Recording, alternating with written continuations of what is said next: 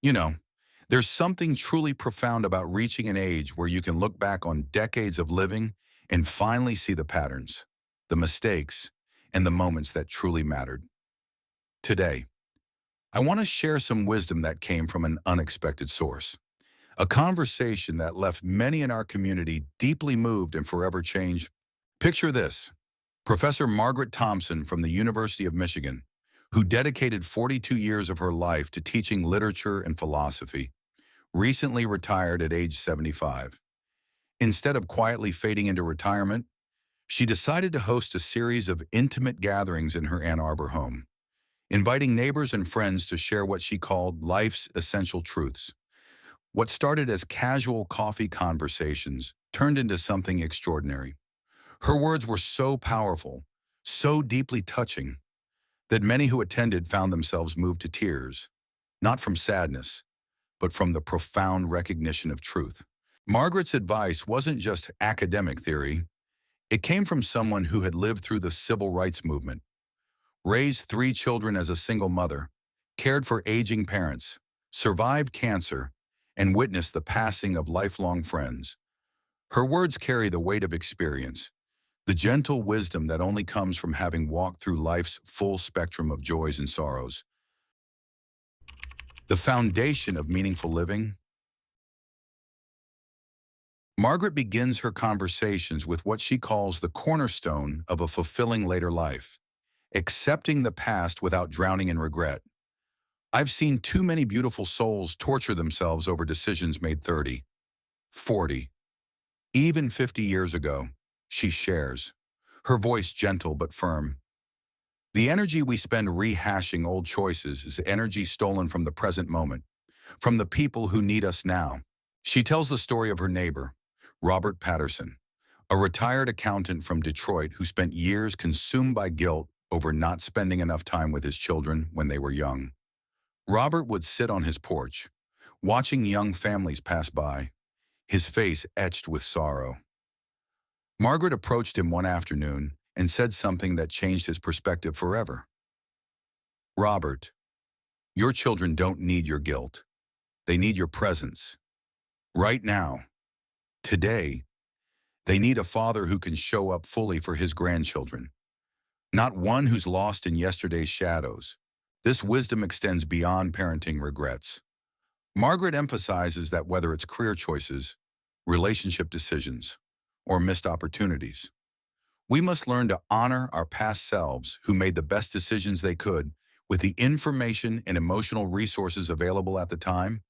Forgiveness isn't just for others, she explains. It's a gift we give ourselves. And, at our age, it's perhaps the most important gift of all. She suggests a practice that many in her group have found transformative: writing a letter to your younger self with compassion and understanding, not to change anything, but to offer the kind of gentle guidance you would give a dear friend. This exercise helps release the harsh inner critic that so many carry well into their golden years. The art of letting go gracefully.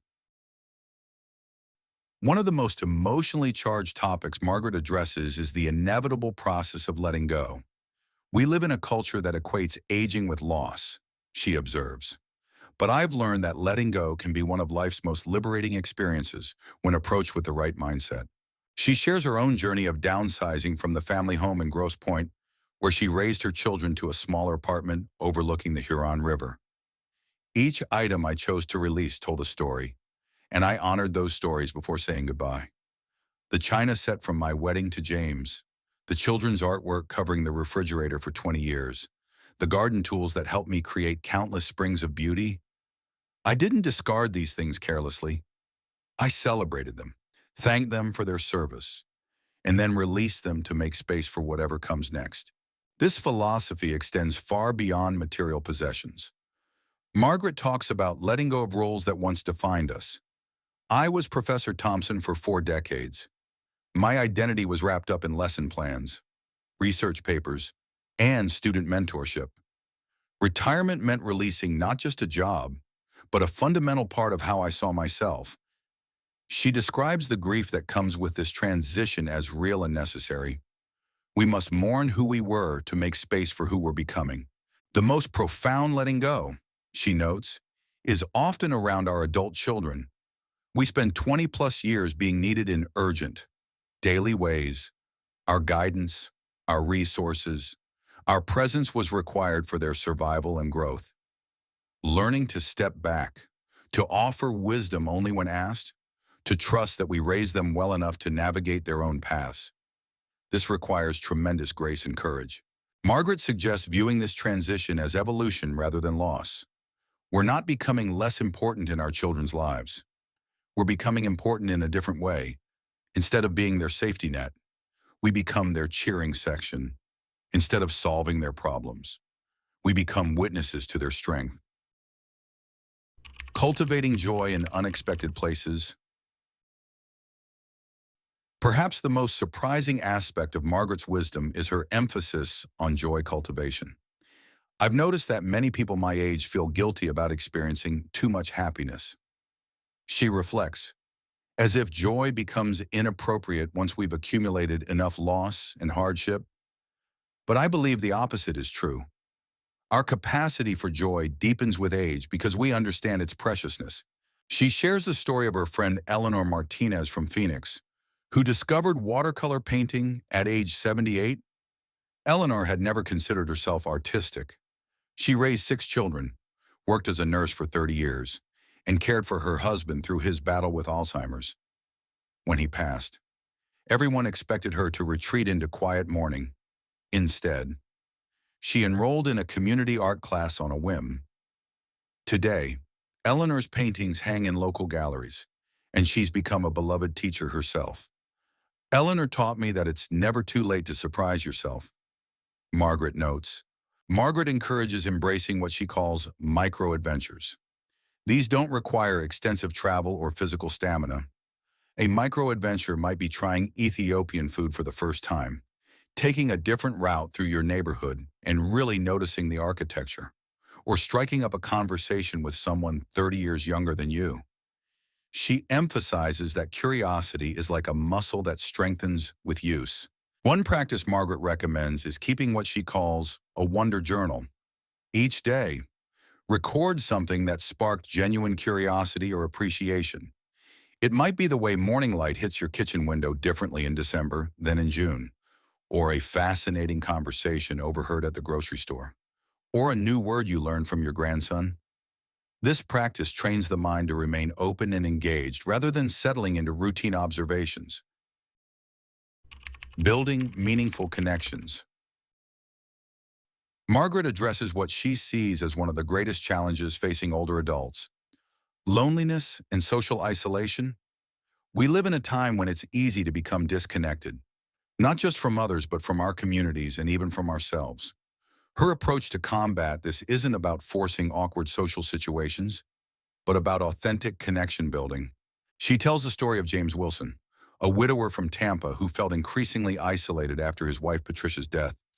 Instead of joining generic senior activities that didn't interest him, James started a small book club focused specifically on biographies of jazz musicians. His lifelong passion? That book club became James's lifeline. Margaret explains, not because it filled his calendar, but because it connected him with others who shared his genuine interests. Margaret emphasizes the importance of intergenerational relationships. Young people aren't looking for us to pretend we're their age, she says with a gentle laugh. They're looking for us to share our unique perspective, our stories, our wisdom earned through experience. She volunteers at the local literacy center, helping adults learn to read. These students, many in their 20s and 30s, remind me daily that learning never stops, that courage shows up at every age. She also addresses the delicate balance of maintaining old friendships while being open to new ones. Some friendships naturally fade as we change and grow. And that's okay. Fighting to preserve connections that no longer serve anyone isn't loyalty, it's stubbornness. Instead, she focuses energy on relationships that feel reciprocal and genuine. Margaret suggests what she calls connection experiments. Choose one small way each week to reach out meaningfully to another person. This might be writing a handwritten note to someone who impacted your life, offering specific help to a neighbor, or simply making eye contact and having a real conversation with service workers you encounter regularly. If you're finding value in this wisdom, I'd love to hear about it. Take a moment to share this with someone in your life who might benefit from these insights. And don't forget to subscribe to our channel for more meaningful conversations like this one. Embracing your role as an elder. One of Margaret's most powerful messages centers around reclaiming the dignity and purpose of being an elder in society.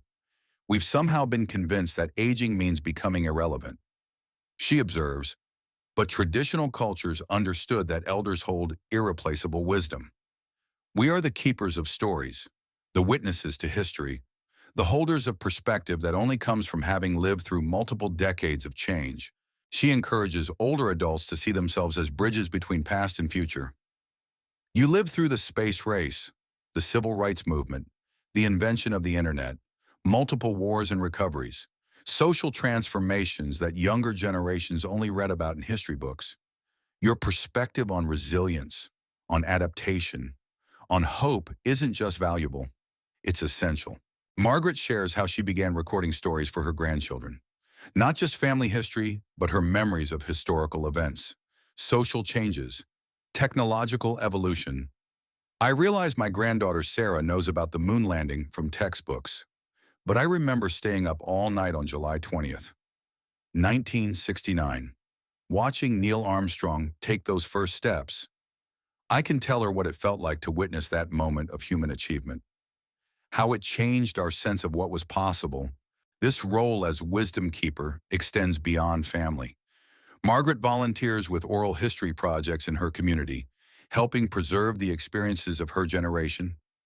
Every person our age carries irreplaceable knowledge about how people lived, loved, worked, and dreamed in earlier decades.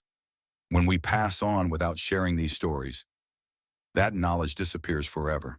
She emphasizes that being an elder isn't about having all the answers, but about offering perspective earned through experience.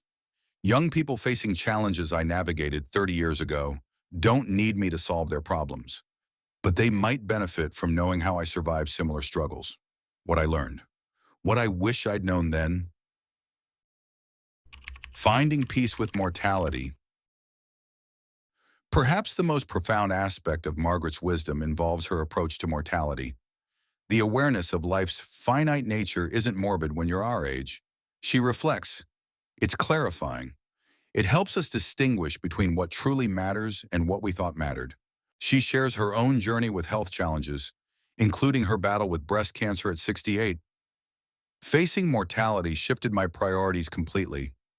I stopped worrying about what people thought of my choices and started focusing solely on what brought meaning to my remaining time. This experience taught her what she calls grateful urgency, the motivation that comes from recognizing time's preciousness without being consumed by anxiety about it. Margaret talks about the importance of having honest conversations about death and dying, not to be morbid, but to be intentional. I've had frank discussions with my children about my wishes, not just medical and financial, but emotional and spiritual. I want them to know how I hope to be remembered, what values I hope they carry forward, what I'm most grateful for in our relationship. She also addresses the grief that comes with watching friends and family members pass away. Loss becomes a more frequent companion as we age, and we must learn to carry grief as part of life's fullness, rather than as something to recover from quickly. Margaret keeps a memory book where she writes letters to friends who have passed, a practice she finds both healing and connecting. Making peace with mortality isn't about becoming passive or withdrawn, she explains. It's about becoming more intentional with every day we're given. When you truly accept that this life is temporary, every sunset becomes more beautiful. Every conversation becomes more precious. Every moment of connection becomes sacred. Daily practices for meaningful living. Margaret's philosophy translates into specific daily practices that she's shared with her community. Wisdom without application remains just pretty ideas. She notes, the transformation happens in how we choose to live each ordinary day. Her morning routine includes what she calls gratitude specificity instead of general thankfulness. She identifies three very specific things she's grateful for each day. Instead of, I'm grateful for my health, I might say, I'm grateful my hands are steady enough to write letters, that my eyes can still read without strain, that my legs carry me on walks through the neighborhood. She practices what she calls intentional presence, giving full attention to whatever activity she's engaged in, whether I'm washing dishes, talking with a friend, or reading a book. I try to be completely there rather than mentally rehearsing the next task or rehashing earlier conversations. This practice, she notes, transforms routine activities into opportunities for mindfulness and appreciation. Margaret also maintains what she calls a legacy journal, where she regularly writes down stories, wisdom, and reflections she wants to preserve for future generations. These aren't grand philosophical treatises, she clarifies. They're simple observations about life, funny family stories, lessons learned from mistakes, moments of unexpected beauty. Evening reflection is another cornerstone of her practice. Before bed, she considers three questions. What gave me joy today? What challenged me to grow? What am I looking forward to tomorrow? This simple practice helps me end each day with appreciation and anticipation rather than worry or regret. Take a moment now to comment below with one thing you're specifically grateful for today. Sometimes sharing these moments of appreciation creates a beautiful community of positivity, and I'd love to hear what's bringing light to your life right now. Final thoughts. Professor Margaret Thompson's wisdom reminds us that aging isn't about diminishing. It's about distilling life down to its most essential elements. Her words, which moved so many to tears, weren't complex theories or revolutionary ideas. They were simple truths delivered with the authority that only comes from having lived fully, loved deeply, and learned continuously. The tears shed by those who heard Margaret speak weren't tears of sadness, but recognition. Recognition that life's later chapters can be filled with purpose, growth, and profound meaning when approached with wisdom and intention. Her message is clear. Our age doesn't disqualify us from joy, growth, or contribution. Instead, it qualifies us to experience these gifts more deeply than ever before. As we navigate our own journeys through these golden years, we can choose to see ourselves as Margaret does, not as people past our prime, but as individuals who have earned the right to live with clarity, speak with wisdom, and love with the depth that only comes from understanding life's preciousness. Margaret often concludes her gatherings with a simple but powerful thought. We have been given the gift of perspective. We have survived decades of change, challenge, and growth. We carry within us irreplaceable wisdom earned through experience. Our job now isn't to fade quietly into the background, but to shine with the full brightness of lives well lived, sharing our light generously with those who need it most. Remember, every day we're given is an opportunity to live out these principles, to embrace our role as wise elders, and to find meaning in both the ordinary and extraordinary moments that fill our days. Your story isn't over. It's simply entering its most profound and meaningful chapter. If this message resonated with you, please consider sharing it with others in your community who might benefit from these insights. Sometimes the wisdom we need most comes from those who have walked the path before us, and Margaret's gentle guidance reminds us that growing older can be one of life's greatest adventures when approached with the right heart and mindset.